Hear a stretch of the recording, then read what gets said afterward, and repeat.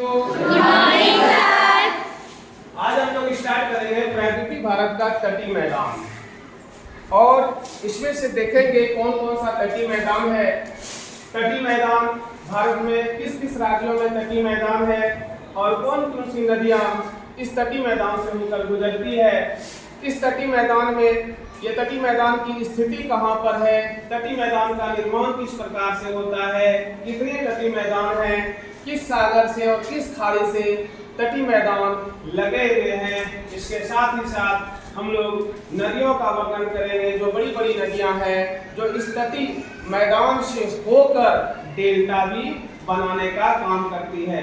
इस तटीय मैदान के पूरब में कौन सा पानी वाला हिस्सा है और पश्चिम में तटीय मैदान का कौन सा स्थलीय भाग है, तो इस प्रकार से हम लोग अध्ययन करेंगे।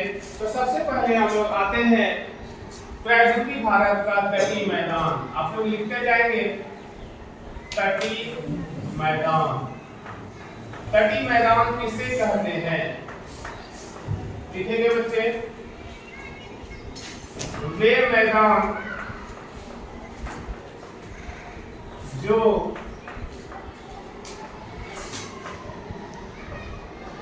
समुद्र के किनारे एवं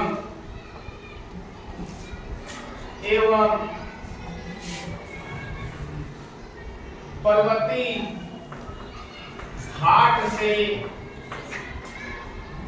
लगे हो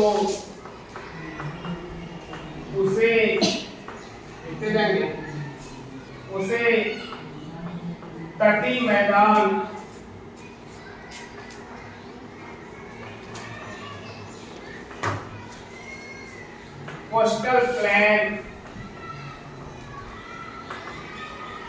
कोस्टल प्लेन कहा जाता है, उसे कोस्टल प्लेन कहा जाता है।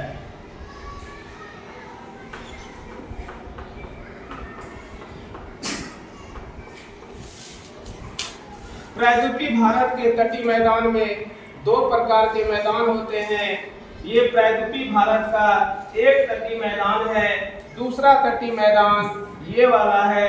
प्रायद्वीपीय भारत का तटीय मैदान में एक है पश्चिमी तटीय मैदान और दूसरा है पूर्वी तटीय मैदान। पश्चिमी तटीय मैदान की स्थिति क्या है, तो पश्चिमी तटीय मैदान ये जो किनारे किनारे वाला भाग है, गुजरात से लेकर गुजरात, महाराष्ट्र, गोवा, केरल और कर्नाटका, गुजरात, महाराष्ट्र, गोवा, केरल और तमिलनाडु में ये मैदान पाए जाते हैं। तो पश्चिमी तटीय मैदान की स्थिति तो लिखेंगे तटीय मैदान यानी coastal plain are of two type. तटीय मैदान दो प्रकार के हैं। Number 1 eastern coastal plain,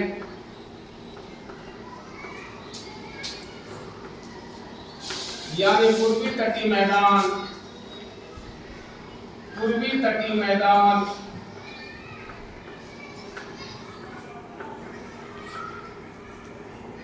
number 2 western coastal plain, पश्चिमी तटीय मैदान।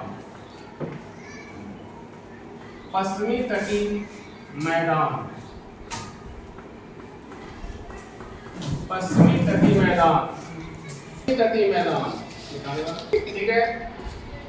अब हम लोग देखेंगे पश्चिमी तटीय मैदान की स्थिति, पश्चिमी तटीय मैदान की लंबाई और पश्चिमी तटीय मैदान में मैदान से लगे अलग अलग जगह पर उस तट को किस किस नाम से जाना जाता है।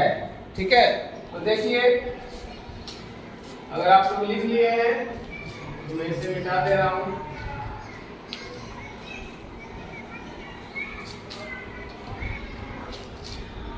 ये जो पश्चिमी तटीय मैदान है, पश्चिमी तटीय मैदान की जो स्थिति है वो देखिए कहां पर पश्चिमी तटीय मैदान की स्थिति स्थिति है। तो लिखेंगे पश्चिमी तटीय मैदान की स्थिति या location of western coastal plain. तो पश्चिमी तटीय मैदान की स्थिति क्या है? पश्चिमी तटीय मैदान की स्थिति है कि पश्चिमी तटीय मैदान के पूरब में, पश्चिमी तटीय मैदान के पश्चिम में अरब सागर है और पश्चिमी तटीय मैदान के पूरब में पश्चिमी घाट है। ठीक है, तो यह मैदान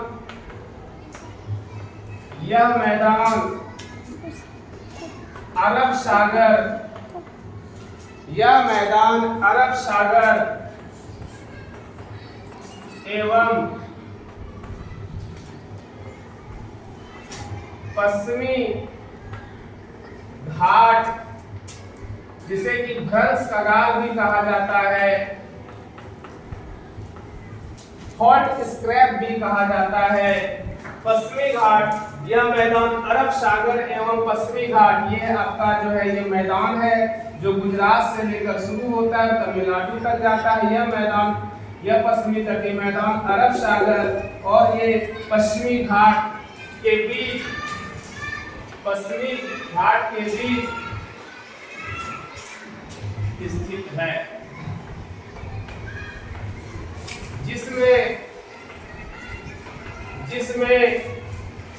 जिसमें बहुत सारे तट पाए जाते हैं, जिसमें गुजरात से लेकर तमिलनाडु तक की बात करें, जिसमें कोंकण तट, उसके बाद कन्नड़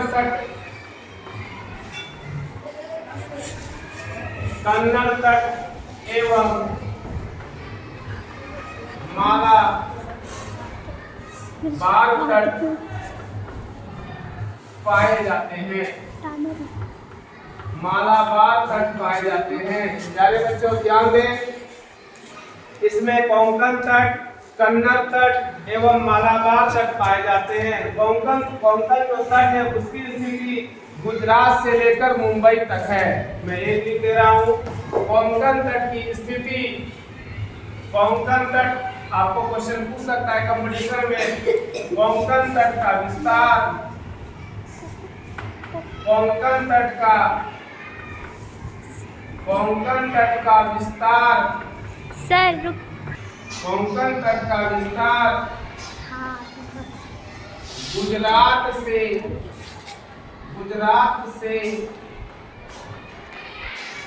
लेकर मुंबई तक है, गुजरात से लेकर मुंबई तक है। अब हम इसके बाद आते हैं पूर्वी तटीय मैदान। पूर्वी तटीय मैदान, प्यारे बच्चों ध्यान दें कि पूर्वी तटीय मैदान जो पश्चिम बंगाल से शुरू होकर पश्चिम बंगाल, उड़ीसा, आंध्र प्रदेश और तमिलनाडु, यहाँ से हो जाता है पूर्वी तटीय मैदान। और ये पूर्वी तटीय मैदान जो है पश्चिमी तटीय मैदान की अपेक्षा ज्यादा चौड़ा है। ठीक है, तो पूर्वी तटीय मैदान की स्थिति, location of eastern coastal plain, यह मैदान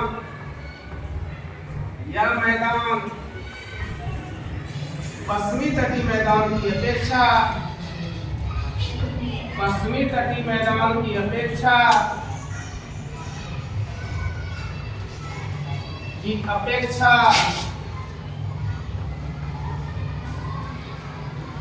काफी चौड़ा है,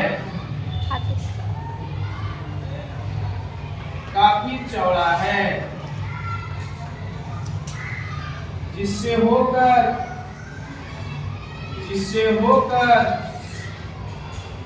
प्राकृतिक भारत की, जिससे होकर प्राकृतिक भारत की चार बड़ी नदियां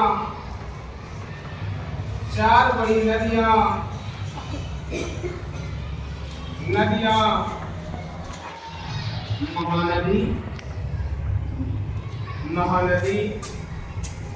गोदावरी,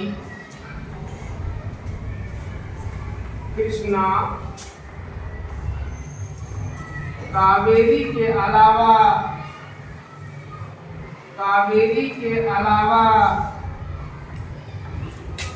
अन्य छोटी नदियां भी डेल्टा का निर्माण करती है। अन्य छोटी नदियां भी डेल्टा का निर्माण करती है। अन्य छोटी नदियां भी किसका निर्माण करती है? डेल्टा की निर्माण करती है। चलिए तो आप लोग देखिए कैसे डेल्टा बनाती है। यहाँ पर 4 नदियों की स्थिति है। ये नदी है यहाँ पर महानदी। महानदी जब यहाँ से आती है तो ये महानदी डेल्टा बनाती है। ये नदी है महानदी। उसके बाद है आपका गोदावरी, फिर है कृष्णा और उसके बाद है कावेरी। ये सभी नदियां डेल्टा का निर्माण करती है। इसके अलावा जो डेल्टा का निर्माण करती है। चलिए यहाँ पर मैंने लिख रहा हूँ। अब हम बात करते हैं कि ये जो इसके अलावा निर्माण करती है, इसमें जिस प्रकार से इसमें पश्चिमी तटीय मैदान में आपने देखा कि 3 प्रकार का तट था। कोंकण का तट, उसके बाद बताइए कोंकण का तट, कन्नड़ का तट और मालाबार का तट। इसको भी मैं पास करता हूँ। यहाँ पर कोंकण का तट, कन्नड़ का तट और कोंकण, कन्नड़ और मालाबार। तो ठीक उसी प्रकार से पूर्वी तटीय मैदान जो पश्चिमी तटीय मैदान की अपेक्षा अधिक चौड़ा है, यहाँ पर भी 3 प्रकार का तट है। इसी तरह पूर्वी तटीय मैदान को अलग अलग नामों से जाना जाता है। तो उत्तरी भाग में इसका नाम है उत्तरी सरकार तट। कौन सरकार? उत्तरी सरकार तट। मध्य भाग में है आंध्र प्रदेश के पास गोलकुंडा का तट। गोलकुंडा का किला भी है, बीजापुर का किला, गोलकुंडा का किला। और नीचे वाले भाग में है कोरोमंडल का तट। यही कोरोमंडल के तट से जब मानसूनी हवाएं, लौटने वाली मानसूनी हवाएं, जिसको कहते हैं उत्तरी पूर्वी मानसूनी हवाएं, जब दिसंबर महीना में टकराती है, लौटती हुई मानसूनी हवाएं सितंबर के बाद यहाँ पर, तो इस भाग में ठीक है डॉल्फिन नोज है उस चट्टान से टकराकर तमिलनाडु में बहुत अधिक वर्षा करती है। जबकि आपका दक्षिण पश्चिम मानसून से तमिलनाडु में वर्षा नहीं होती है। तो क्वेश्चन पूछा जाता है कि पश्चिमी तटीय मैदान दक्षिण पश्चिम मानसून से तमिलनाडु के तटों पर वर्षा क्यों नहीं होती? तो यह वृष्टि छाया के प्रदेश में पड़ जाता है। यहाँ पर वर्षा नहीं होती क्योंकि यहाँ पर जब मालाबार से मानसून केरल से होकर प्रवेश करता है तो यहाँ पर जो अन्नामलाई की पहाड़ी है, नन्नामलाई की पहाड़ी है, यहीं पर इसके पूर्वी भाग में वर्षा हो जाती है और यहाँ पर वर्षा नहीं होती। तब लौटती हुई मानसून जब इस प्रकार से लौटती है तो इसके तट से टकराती है और यहाँ पर बाद में तमिलनाडु के तटों पर क्या हो जाती है? खूब अधिक वर्षा हो जाती है। ठीक है, तट है तो पूर्वी तटीय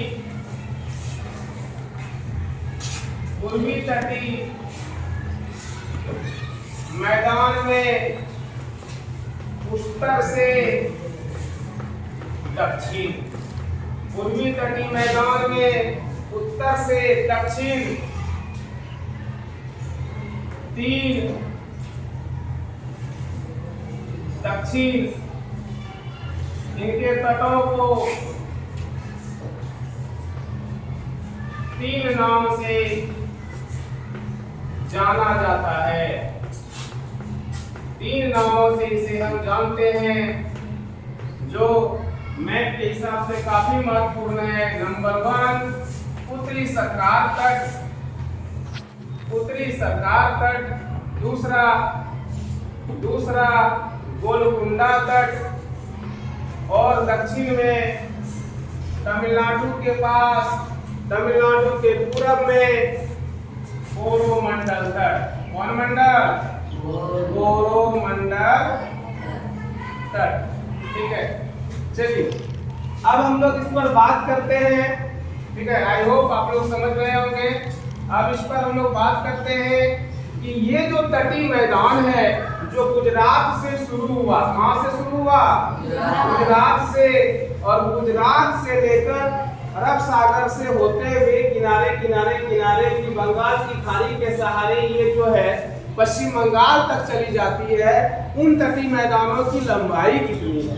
ठीक है, तो भारत के स्टार बना के लिखेंगे आप लोग। भारत के मुख्य भूमि, ठीक है, भारत के मुख्य भूमि की जो, भारत की मुख्य भूमि से जो तट लगे हैं, भारत के मुख्य भूमि से, भारत के मुख्य भूमि से, ठीक है, या भारत के, है ना, मुख्य भूमि से लगे तटों की लंबाई, लगे तटों की लंबाई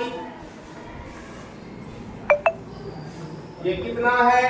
तो आप देखिए यहां से लेकर जब हम इसकी लंबाई की बात करेंगे पूरा, तो ये 6100 किलोमीटर है। कितना किलोमीटर? 6100 किलोमीटर है। जबकि भारत में मात्र इतनी ही भूमियां नहीं है जो कि समुद्र से लगी है। इसके अलावा भी आप यहाँ पर देख रहे हैं, यहाँ पर क्या है? लक्षद्वीप है। क्या है? इसके और नीचे है, मैं नहीं बना पा रहा हूँ यहाँ पर। उसके बाद यहाँ पर है अंडमान निकोबार द्वीप समूह। अंडमान निकोबार द्वीप समूह जो अरब सागर में स्थित है, सॉरी बंगाल की खाड़ी में स्थित है। और लक्षद्वीप, कौन द्वीप?